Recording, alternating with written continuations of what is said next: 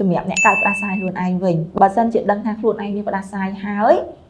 ការពារធ្វើមិនកុំឲ្យចម្លងទៅអ្នកដទៃគួរតែពាក់ម៉ាស់ខ្លួនឯងបើដឹងថាខ្លួនឯងផ្ដាសាយធំមានប្រឈមខ្លាំងពេលខ្លះអាចនឹងនៅផ្ទះឬនៅឆ្ងាយពីគេអញ្ចឹងពេលកណ្ដាស់គួរតែធ្វើបែបនេះបើសិនជាពេលហ្នឹងយើងអត់មានម៉ាស់យើងខ្ទប់កុំឲ្យទឹកសបោឬទឹកមាត់ឬទឹកអីទូចរបស់យើងហ្នឹងវាឆ្លងទៅកាន់អ្នកដទៃហើយយើងត្រូវតែអាសាលាងដៃឲ្យបានញឹកញាប់ហើយនៅពេលដែលយើងកណ្ដាស់យើងអីហាមមិនឲ្យយកដៃឬមកកៅអីអស់ហ្នឹងយកមកប៉ះច្រមុះយកមកប៉ះភ្នែកយកមកប៉ះមាត់ហើយពួកពេលហ្នឹងវាអាចឆ្លងទៅបន្ថែមទៀតចាអញ្ចឹងសង្ឃឹមថាវីដេអូនេះនឹងជាសារដ៏ល្អទៅកាន់បងប្អូនរបស់យើងដើម្បីថែទាំសុខភាពខ្លួនឯងឲ្យបានល្អទាំងអស់គ្នាចាសូមអរគុណ